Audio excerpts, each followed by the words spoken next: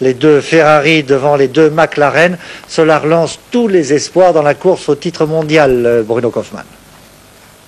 Les deux Ferrari en première ligne, donc devant les McLaren, ce n'est pas vraiment une surprise, car on le sait, les deux voitures de Mansell et Prost sont parfaitement adaptées au circuit d'Estoril, un circuit à la fois technique et rapide, favorisant les voitures les plus homogènes.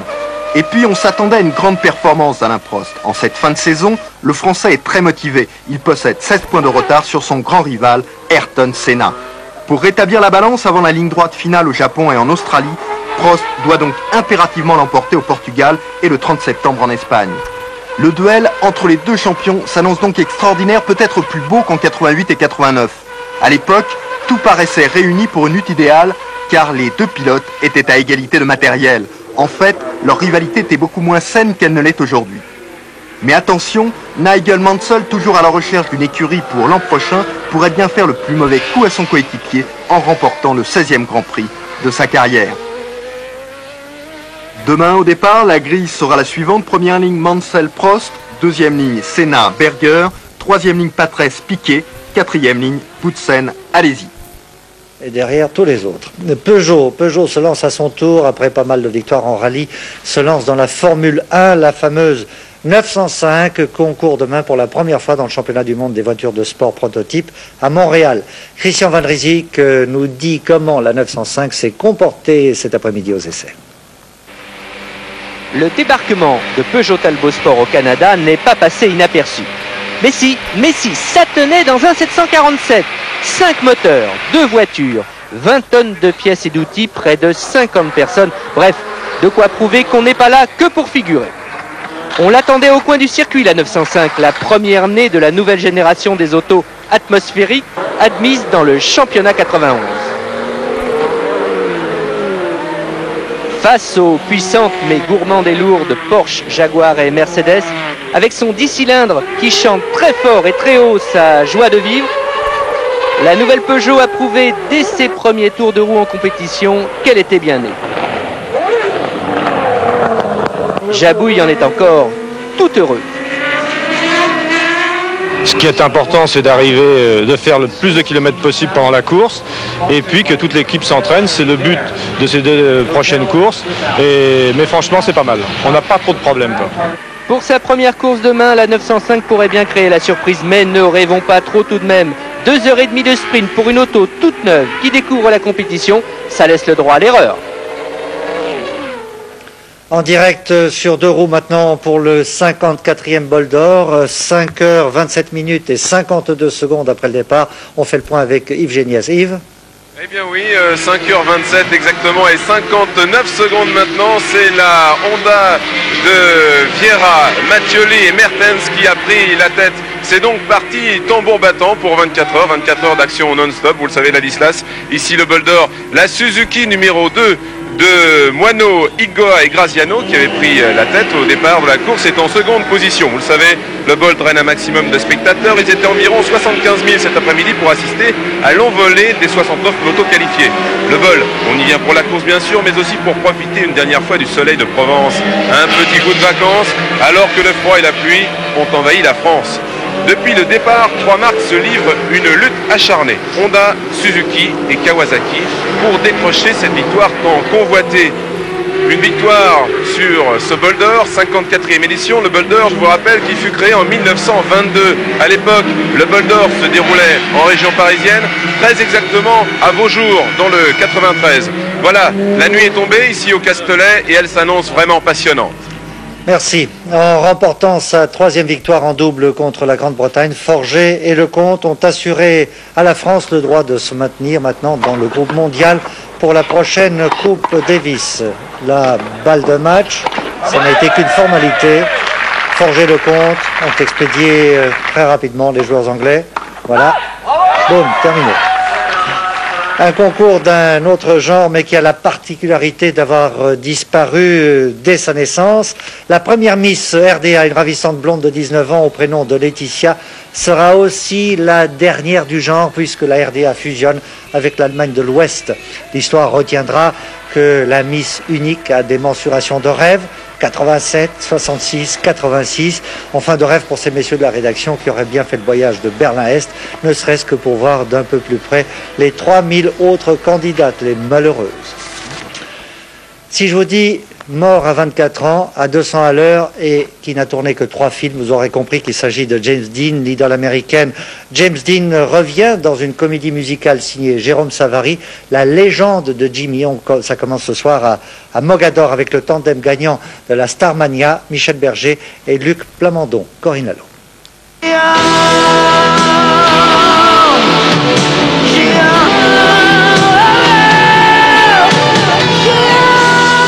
James Dean est mort, vive James Dean. Pour être fidèle à la légende du géant, ce spectacle n'hésite pas à casser le mythe. Mais il y a pas mal de trucs de mystification, hein. Je veux dire, les jeunes filles vont être très déçues. Très déçues. Non, mais enfin, je veux dire, les jeunes filles qui sont fascinées par le côté séducteur, machin, il aimait largement autant les femmes que les hommes. Hein. Faut quand même le savoir.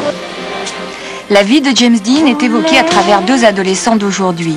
Lui, Jimmy, Reno Hanson, s'identifie à son idole et fait tout pour lui ressembler. Elle, la groupie, Diane Tell, est tombée amoureuse du mythe. Tous deux connaissent sa vie par cœur, sa fin bien sûr, mais aussi ses débuts, avec cette blessure intime, la mort de sa mère lorsqu'il était enfant, une mort qui attisera sa fureur de vivre.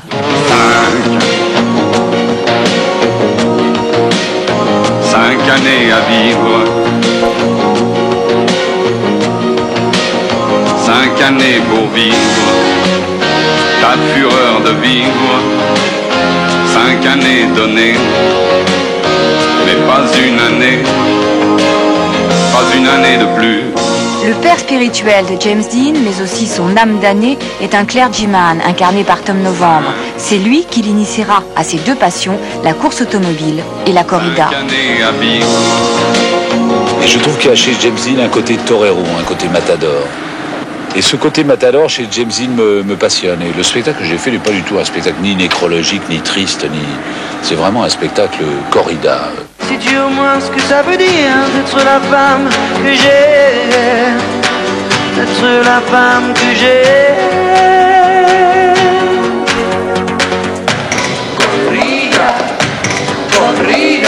Cette 3e grande passion de James Dean sera l'actrice Pierangeli. Elle aussi est habillée par la musique de Michel Berger, une musique écrite après les paroles de Luc Plamondon. Michel a une espèce de don de science infuse pour faire des mélodies à partir d'un texte. Miss Pizza, ta maman ne voulait pas d'un voyou comme ça. Moi, je suis un adolescent attardé, on pourrait dire, parce que je suis très proche des gens qui rentrent dans la vie. C'est le moment qui me paraît le plus fort, c'est le moment où ils sont disponibles, où ils sont vulnérables, et je me sens beaucoup plus proche d'eux que de l'état adulte. En fin de compte, les 2 adolescents vont se forger leur propre philosophie de la vie, aimer dans le réel et si possible longtemps, prenant ainsi leur distance avec le mythe James Dean qui lui avait pour devise vivre vite, mourir jeune et faire un beau cadavre.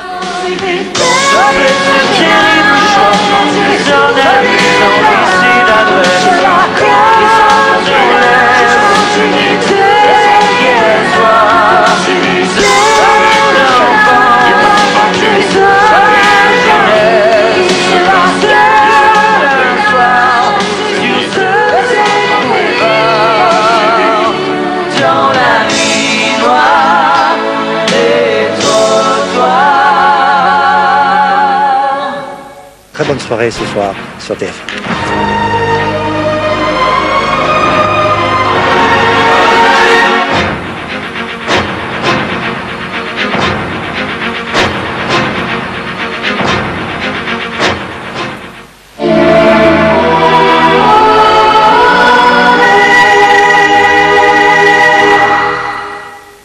Précipitations et fraîcheur à l'ordre du jour pour ce dimanche. Demain, donc, peu de chance effectivement de voir apparaître le soleil, surtout en Europe du Nord, qui se voit cerné par plusieurs dépressions.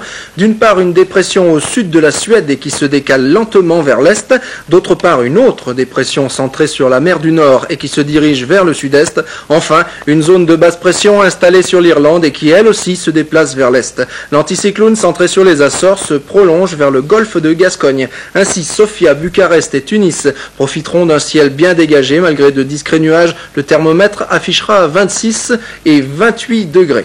Une tendance orageuse se manifestera à Athènes et Alger, où il fera respectivement 27 et 28 degrés, mais durant une bonne partie de la journée, c'est le soleil qui régnera sur ces capitales. À Ankara, le ciel sera totalement dégagé, il y fera 26 degrés. La nébulosité, en revanche, sera bien importante à Budapest avec 19 degrés, ainsi qu'à Lisbonne et Belgrade avec 22 degrés. Sans oublier la botte italienne, où l'on attend 24 degrés à Rome.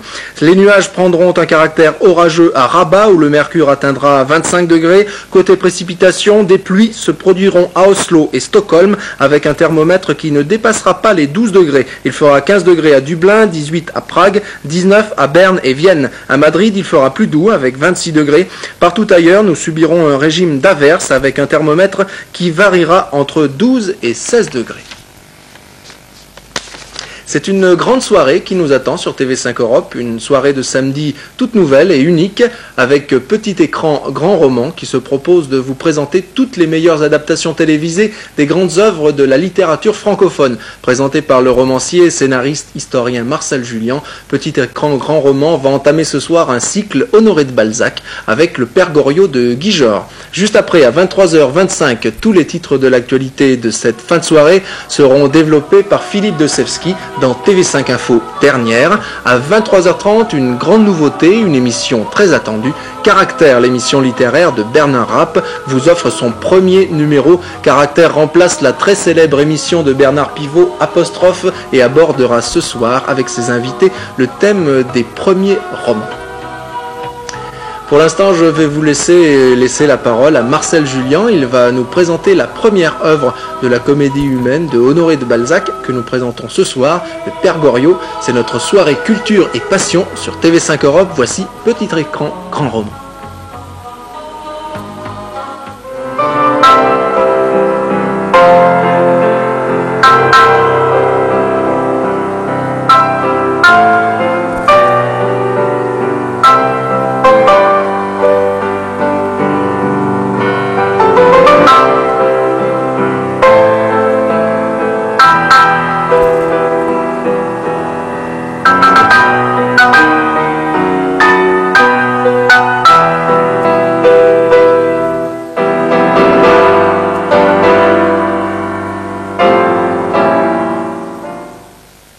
Il n'y a pas de meilleure entrée dans la comédie humaine que le Père Goriot.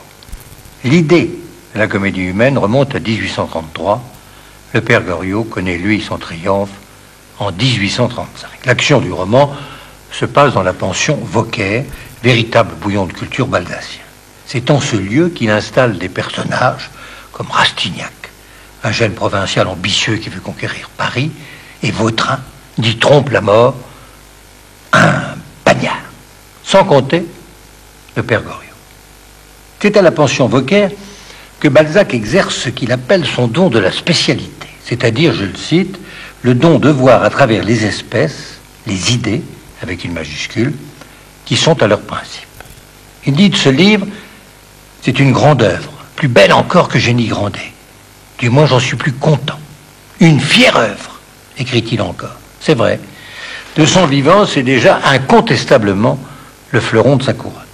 Le Père Goriot paraît d'abord dans la Revue de Paris et s'y achève le 26 janvier 1835. Retenez la date. Balzac écrit alors à Madame Anska, qui est la passion de sa vie, un amour fantasmatique qu'il finira par épouser au seuil de la mort. Le Père Goriot a été fini. Et précisément pour l'anniversaire exact d'un certain jour inoubliable qu'il a vécu avec elle à Genève l'année précédente. Pour fêter l'événement, il court la rejoindre en Autriche.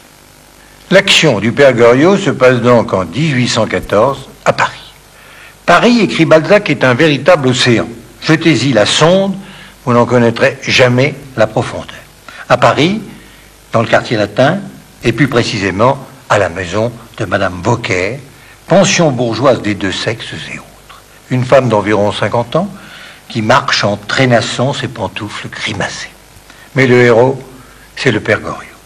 Balzac, comme chaque fois, a pris pour point de départ un fait divers vrai. Là, je cite, un brave homme, pension bourgeoise, 600 francs de rente, s'est dépouillé pour ses filles, qui toutes deux ont 50 000 francs de rente. Il mourra comme un chien. Goriot porte à lui tout seul, dans cette pension Vauquer, le poids de l'argent qu'on n'a plus, le chagrin de la maladie qui vient avec l'âge, bref, tout le fardeau de la société des hommes. Et il écrit à propos de ses deux filles, « Ah, si j'étais riche, si j'avais gardé ma fortune.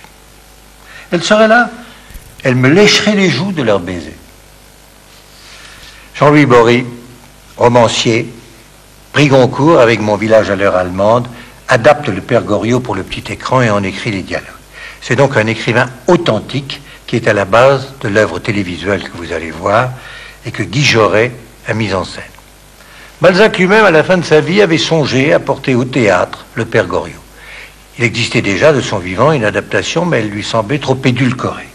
Comme j'aimerais savoir ce qu'il penserait de celle-ci, de celle de Jean-Louis Bory, je gage qu'il la trouverait excellente. Il avait dédié son œuvre, son chef-d'œuvre, au grand et illustre Geoffroy Saint-Hilaire, comme un témoignage d'admiration de ses travaux et de son génie. Quoi de plus naturel? Geoffroy Saint-Hilaire était naturaliste. Balzac le conviait en somme à rentrer à sa suite dans la pension Vauquer pour y rencontrer d'étonnants spécimens d'humanité. Eh bien, je vous propose de faire la même chose. D'entrer, d'en franchir le seuil, vous verrez. Madame Vauquer est ce qu'on appelle une bonne femme, au fond. Du moins, c'est ce que disent ses pensionnaires. Ah, je n'allais pas l'oublier. Le Père Goriot est un immense acteur. C'est Charles Vanel.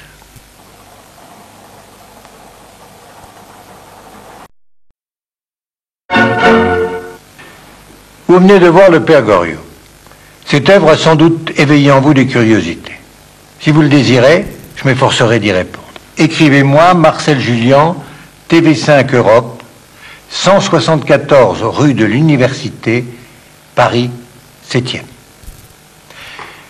La semaine prochaine, vous avez un nouveau rendez-vous avec Honoré de Balzac. Cette fois, c'est pour Mémoire de deux jeunes mariés.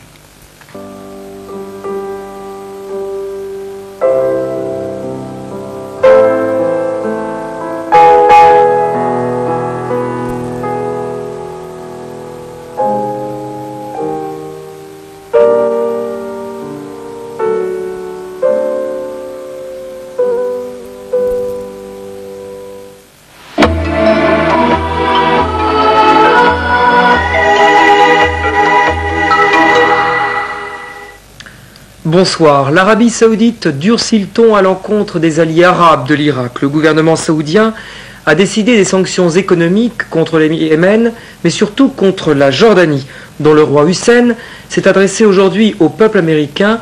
Dans un message télévisé, il en appelle au retrait des troupes américaines du Golfe. Les explications de Gérard Beaufils. La devise de la Jordanie n'est plus exportée. Les expatriés du Golfe n'envoient plus d'argent. Les touristes, eux, ont déserté le pays. Alors déjà durement frappée par la crise, la Jordanie va devoir maintenant supporter en plus les conséquences du boycott pétrolier de l'Arabie Saoudite. Il n'est pas correct que la Jordanie supporte des sanctions économiques. En plus, cette dernière décision prise par l'Arabie Saoudite va faire supporter des charges supplémentaires à l'économie de notre pays. En conséquence, nous devrons assurer par ailleurs nos besoins en pétrole par le biais d'autres sources d'importation. Seulement voilà, le port d'Aqaba n'est pas équipé pour stocker le pétrole. Il faudra à la Jordanie